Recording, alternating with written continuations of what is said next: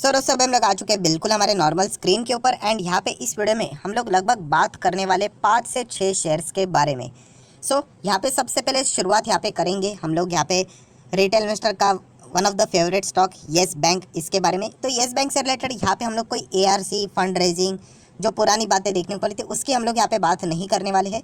तो yes bank से related एक पुराना इशू, मतलब दूसरा वाला कौन सा, yes bank and dish TV, इनकी जो तू में हम लोग को देखने को यहाँ पे मिल रही कई टाइम से। अगर आप इस चैनल को रेगुलरली फॉलो करते हो तो इससे रिलेटेड मैंने एक डिटेल में वीडियो भी बना के रखा हुआ है, आप चाहो तो प्लेलिस्ट में देख सकते हो या फिर यूट्यूब के ऊपर yes bank dish TV and मेरा चैनल का नाम भी लिखोगे तो आपको पूरा केस यहाँ पे समझ में आ जाएगा। यहाँ पे देखा गया तो yes bank and dish TV में इतना ज़्यादा फाइटिंग क्यों है, बहुत सारे लोग कमेंट सेक्शन में पूछते हैं। अगर आप डिश टीवी का शेयर होल्डिंग पैटर्न चेक करोगे यहाँ पे तो ये देख सकते हैं, देखिए ये है डिश टीवी का share holding pattern, promoter and बाकी की सारी चीज़ें सब कुछ यहाँ पे एग्जिट हो चुके हैं। इसमें अगर आप DIS देखोगे तो उसमें आप देख सकते हैं डिश टीवी में लगभग 25% के करीब शेयर्स अगर किसी के पास है वो येस बैंक के पास है। एंड येस बैंक इसी से रिलेटेड एक इंपॉर्टेंट चीज़ यहाँ पे लगातार बोल रहा था एंड वो था EGM से related, extra ordinary general meeting से रिलेटेड। एंड इसी से रिलेटेड बहुत सारा हम लोग को एक केस वाला मामला देखने को मिल रहा है, अभी वापस NCLT में ये मामला खींचते हुए देखने को यहाँ पे मिल रहा है। पुराना मामला है, जैसे मैंने ऑलरेडी आप लोगों को बताया था यहाँ पे कि डिश टीवी में आप लोगों ने बिल्कुल भी यहाँ पे जाना नहीं है। ये स्टॉक मतलब फंडामेंटली तो स्ट्रॉन्ग है ही नहीं। मैक्सिमम चार्ट पैटर्न अगर आप देखोगे 83% डाउन है, बट फिर भी यहाँ पे मैंने क्यों बोला था कि यहाँ पे नहीं जाना चाहिए, क्योंकि आप यहाँ पे देख सकते हो प्रमोटर तो निकल चुके हैं, ये इतना भी माल बचा हुआ है, शायद से यहाँ पे गिरवी रखा होगा इसीलिए। तो आप देख सकते हो बाद में DIS एंड FIS के पास थोड़ा बहुत तो क्वांटिटी है, तो वो पब्लिक को यहाँ पे क्या करेंगे, यस ये माल यहाँ पे बेच देंगे, क्योंकि प्रमोटर तो खरीदने वाले हैं नहीं, वो खुद ही इनको माल चिपका कर यहाँ पे भाग चुके हैं। ये प्रिकॉशन आप लोगों ने यहाँ पे रखना है कि कल अगर फ्यूचर में अगर कोई भी फैसला अगर यहाँ पे अच्छा आता है तो उत्तेजित होके इन स्टॉक्स में निवेश नहीं करना है, डिश टीवी जैसे स्टॉक में। तो ये पॉइंट आपको पता है यहाँ पे होना चाहिए। देखा गया तो इतना ज़्यादा डिटेल में जाने की ज़रूरत नहीं है। ये इनकी जो झगड़े वाली बात है वो बहुत ही पुरानी है, EGM को लेकर अभी वापस नवंबर में इसका केस यहाँ पे चलने वाला है। अगर कुछ बहुत ही बड़ा ड्रास्टिकली अगर चीज़ हो जाती है तो मैं नवंबर में इससे रिलेटेड जो अपडेट आएगा वो मैं आपको यहाँ पे बता दूंगा। नेक्स्ट अगर हम लोग यहाँ पे बात करेंगे विप्रो, यस विप्रो से रिलेटेड भी वैसे तो कमेंट सेक्शन भरा ही रहता है। विप्रो की अगर हम लोग बात करें तो इनके क्वार्टरली रिजल्ट, जैसे कि आप सभी लोगों को पता है अभी रिजल्ट का सिलसिला यहाँ पे स्टार्ट हो चुका है। एंड जैसे मैंने आप लोगों को यहाँ पे बताया है कि विप्रो में इन्वेस्ट करना आसान है, किसी भी स्टॉक में इन्वेस्ट करना आसान है, पैसा लगा दो स्टॉक इन्वेस्ट, मतलब इन्वेस्ट तो आप लोगों ने कर दिया, यस होल्ड करने में आधे लोगों की जान चली जाती है, क्योंकि ये कंपनी बहुत स्लो चलता है, प्रॉपर रिसर्च नहीं करते हैं कंपनी का स्पीड क्या है। जैसे मैं बहुत आसान एग्जांपल आप लोगों को बार बार देते रहता हूँ कि अगर आप यहाँ पे 10 लाख की गाड़ी खरीदते हो और फिर बाद में एक्सपेक्ट करते हो कि वो 10 करोड़ की गाड़ी जैसे रहेगी उसके फीचर्स मुझे 10 लाख की गाड़ी में मिले, तो ऐसा तो नहीं होगा। तो वो चीज़ हम लोगों ने चेक करनी होती है। तो बताने का मकसद क्या है कि विप्रो हर किसी को पता है ये स्लो चलता है। अगर आप देखोगे ये देखिए इसका जो चलने का तरीका है वो स्लो ही चलता है। हाँ वो बुल रन में एक तेज़ी देखने को मिली वो ठीक है, वरना इसका एग्रीगेट परफॉर्मेंस रहेगा वो एंड ITC बिल्कुल हम लोग को सेम ही चलते हुए देखने को यहाँ पे मिल जाते थे।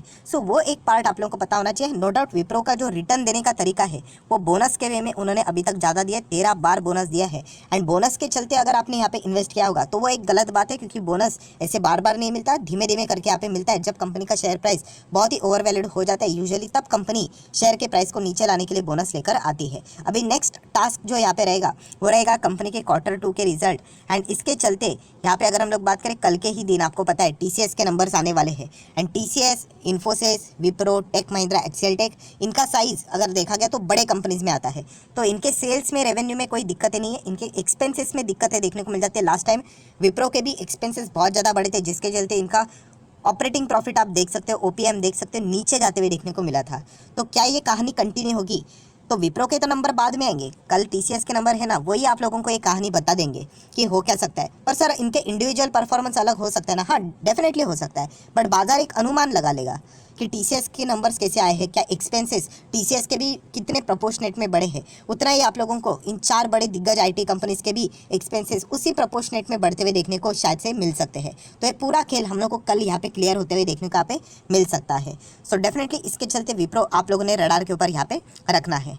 नेक्स्ट अगर हम लोग यहाँ पे बात करेंगे IRCTC, सरकारी कंपनी है, नो डाउट सरकारी कंपनी में रिस्क तो रहता ही है। एंड 2 बार सरकार ने इससे रिलेटेड हम लोगों को डेमो भी दे दिया है। एक बार तो कन्वीनियंस फी से रिलेटेड डिसीजन ले लिया, बाद में जो कुछ हुआ पूरे बाजार ने देख लिया। अगर 5 साल का मैं चार्ट पैटर्न भी ओपन कर लेता हूँ तो आप देख सकते हैं यहाँ पे ज़बरदस्त तेज़ी आई थी एंड उसके बाद स्टॉक धड़ाम से गिरने के लिए सरकार ने ही खुद वजह दे दी एंड स्टॉक बहुत ही ज़ोरदार गिरा था।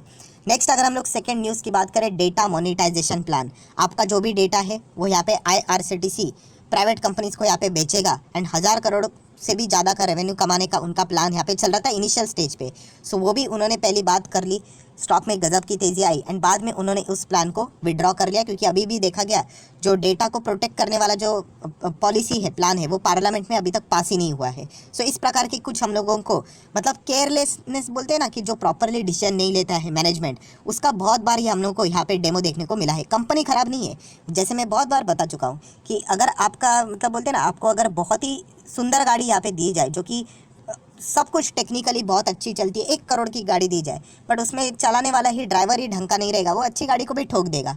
तो वैसे ही कुछ सरकारी कंपनी में भी देखने को मिल जाता है एंड IRCTC में भी उसी कैटेगरी में आ जाती है। हालांकि मैं डिस्क्लेमर देना चाहूँगा, IRCTC मेरे पास भी है, बट इसमें मैं मतलब बोलते ना चाहता हूँ कि मैं बड़ी क्वांटिटी खरीदूँ, बट सरकारी कंपनी ये जो नाम आता है इसके चलते मैं रुक जाता हूँ। सो थोड़ा सा क्वांटिटी है मेरे पास एंड अभी तक के जो रिटर्न्स मिले वो अफलातून रिटर्न्स मिले हैं, राइट। सो IRCTC की भी अगर हम लोग बात करें, आने वाले नंबर्स देखना बहुत इंटरेस्टिंग रहेगा। पर्सनली मुझे ऐसा लगता है कि IRCTC इस वक्त भी अपने नंबर्स को तोड़ फोड़ कर बहुत आगे यहाँ पे अच्छा परफॉर्मेंस दे सकता है। लास्ट टाइम के नंबर तो किलर ही थे एंड इस वक्त के नंबर भी और अच्छे हो सकते हैं, क्योंकि आपको पता है फेस्टिवल सीजन जो रहता है उसमें ज़बरदस्त बुकिंग होती है, स्पेशल ट्रेनें छोड़ी जाती है, तो उसका पूरा इम्पैक्ट IRCTC के इस वक्त के नंबर्स में देखने को शायद से मिल सकता है। तो इसलिए IRCTC भी अगर आपके पास है, एंड जो लोग पूछ रहे थे क्या मैं एग्जिट करूँ, रिजल्ट के पहले यहाँ पे एग्जिट नहीं करना होता है, रिजल्ट देखकर आप अपना डिसीजन यहाँ पे इजीली ले सकते हो, राइट। तो ज़रूर यहाँ पे पर्सनली देखा गया तो नंबर अच्छे आने की पॉसिबिलिटीज़ यहाँ पे ज़्यादा है,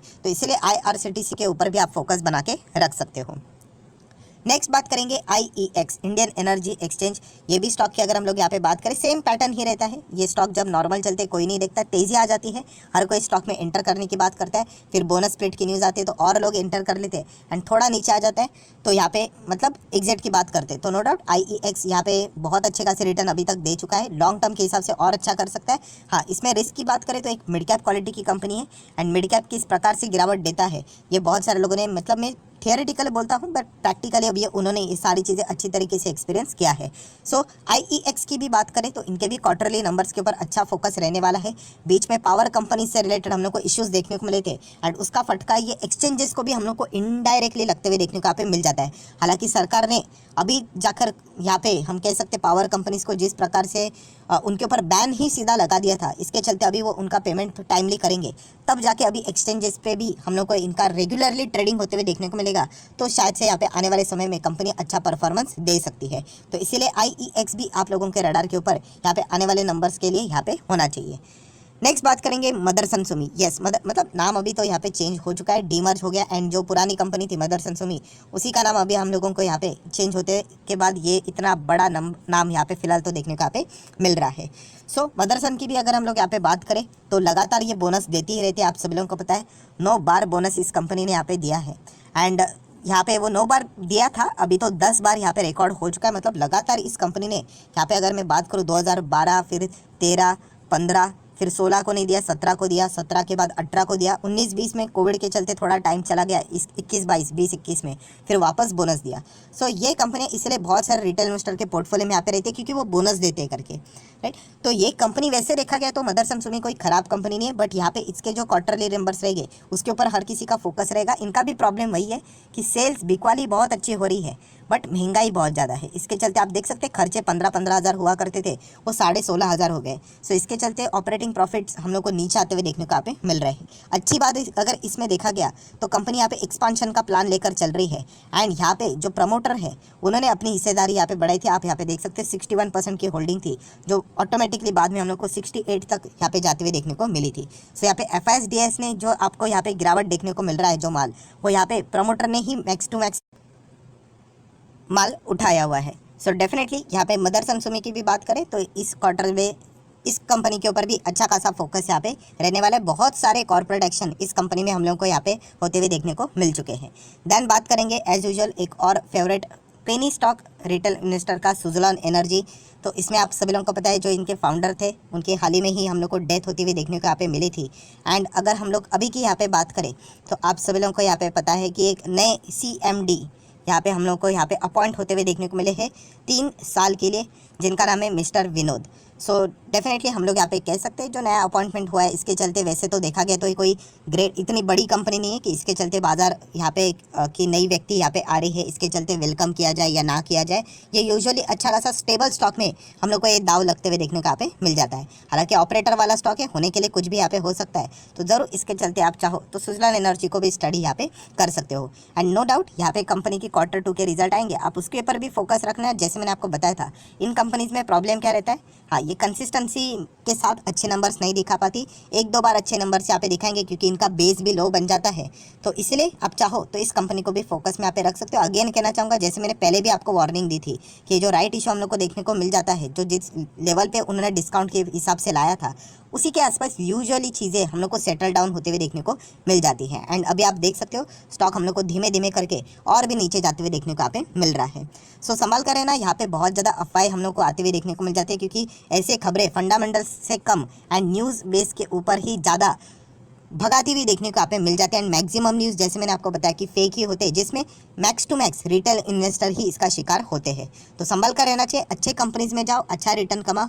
ऐसे कंपनीज में जाओगे टाइम, एनर्जी, मनी सब कुछ आपका यहाँ पे वेस्ट हो जाएगा। सो आशा करता हूँ दोस्तों वीडियो हेल्पफुल लगा होगा, तो जरूर लाइक एंड शेयर कर देना। एंड डीमैट अकाउंट अभी तक ओपन नहीं किया है तो लिंक नीचे डिस्क्रिप्शन में